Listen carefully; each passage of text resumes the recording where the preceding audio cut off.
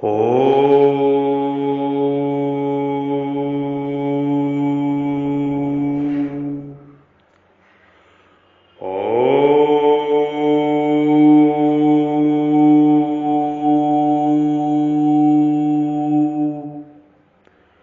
वासुदेव शरणम वासुदेव सर्वम वासुदेव सर्वम।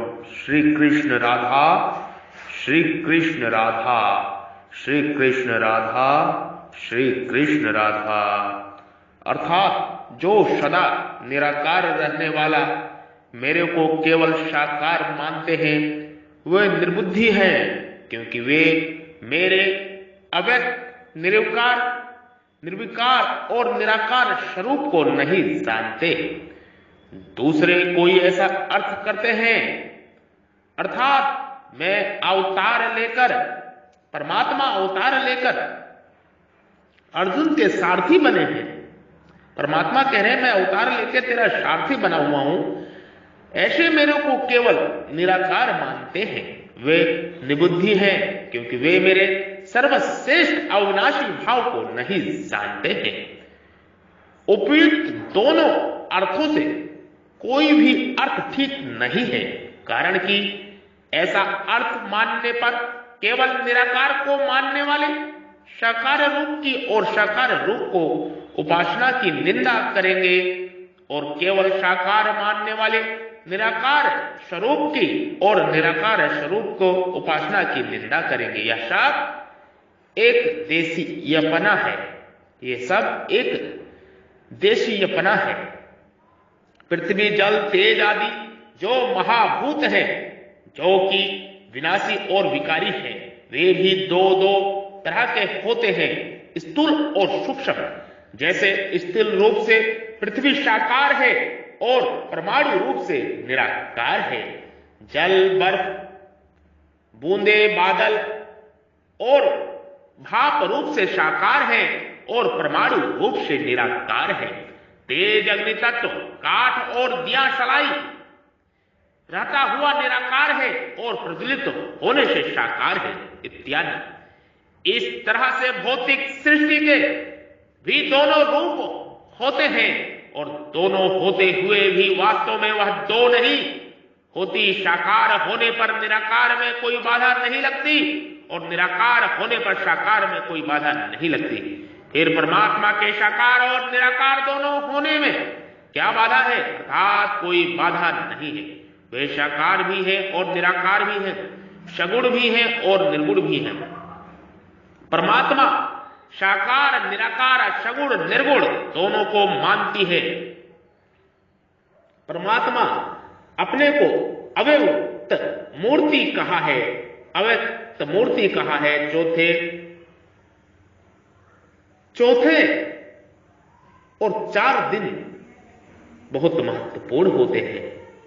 भगवान ने कहा है कि मैं अज होता हुआ भी प्रकट होता हूं, अविनाशी होता हुआ भी अंतर्धान हो जाता हूं, और सबका ईश्वर होता हुआ भी आज्ञापालक पुत्र और शिष्य बन जाता हूं। अतः निराकार होते हुए साकार होने में और साकार होते हुए निराकार होने में भगवान में किंच मात्र भी अंतर नहीं आता। ऐसे भगवान के स्वरूप को ना जानने के कारण लोग उनके विषय में तरह तरह की कल्पनाएं किया करते हैं। वासुदेव सर्वम वासुदेव सर्वम। भगवान व्यक्त भी है और अव्यक्त भी है, लौकिक भी है और अलौकिक भी है। वासुदेव सर्वम वासुदेव सर्वम।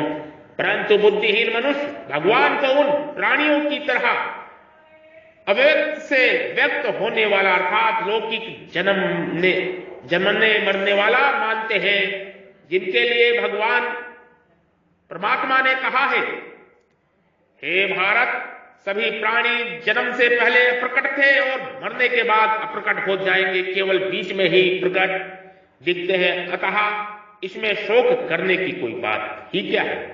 भगवान मनुष्य की तरह अव्यक्त से व्यक्त नहीं होते, प्रस्तुत अव्यक्त रहते हुए भी व्यक्त होते हैं और व्यक्त होते हुए भी अव्यक्त रहते हैं। परम भगवान देवताओं की उपासना करने वालों को श्रद्धा भी देते हैं और उनकी उपासना का फल भी देते हैं। यह भगवान का परम अर्थात पक्षपात रहित भाव है। अव्ययम देवता सापेक्ष अविनाशी अमर है, सर्वथा अविनाशी नहीं, परंतु भगवान निरपेक्ष अविनाशी है। उनके समान अविनाशी दूसरा कोई नहीं है और हो भी नहीं सकता। अनुत्तमम भगवान प्राणी मात्र का हित चाहते हैं, यह भगवान का सर्वश्रेष्ठ भाव है। इससे श्रेष्ठ कोई दूसरा भाव हो ही नहीं सकता। भगवान साधारण मनुष्य मानने में क्या कारण है? भगवान साधारण भी है, असाधारण भी है। भगवान की लीला भगवान ही जाने, परमात्मा की लीला परमात्मा ही जाने। वासुदेव सर्वम वासुदेव सर्वम वासुदेव सर्वम वासुदेव सर्वम।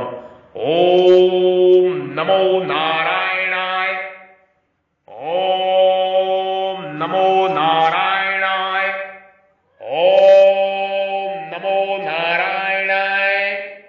सबसे श्रेष्ठ भाव है। भगवान प्राणिमात्र का हित चाहते हैं, यह भगवान का सर्वश्रेष्ठ भाव है। सबसे श्रेष्ठ भाव है सेवा का भाव, सबसे श्रेष्ठ भाव है सेवा का भाव, सबसे श्रेष्ठ भाव है। ओम नमो नारायणाय, ओम नमो नारायणाय, ओम नमो नारायणाय, ओम नमो नारायणाय, ओम वासुदेव सर्वम वासुदेव सर्वम वासुदेव सर्वम। ओम नमो भगवते वासुदेवाय, ओम नमो भगवते वासुदेवाय, ओम नमो भगवते वासुदेवाय। ओम विष्णुवे नमः, ओम विष्णुवे नमः, ओम विष्णुवे नमः। ओम नमो नारायणाय, ओम नमो नारायणाय। उग्रवीर महाविष्णु जलवंत स्रोतोमुखम नरसिंह भीषण भद्र मृत्युम मृत्युम नमः। ओम उग्रवीर महाविष्णु जलवंत स्रोतोमुखम नरसिंह भीषण भद्र मृत्युम मृत्युम नमः। ओम उग्रवीर महाविष्णु जलवंत स्रोतोमुखम नरसिंह भीषण भद्र मृत्युम मृत्युम नमः। ओम उग्रवीर महाविष्णु जलवंत स्रोतोमुखम नरसिंह भीषण भद्र मृत्युम मृत्युम नमः। ओम उग्रवीर महाविष्णु जलवंत स्रोतोमुखम नरसिंह भीषण भद्र मृत्युम नमः। ओम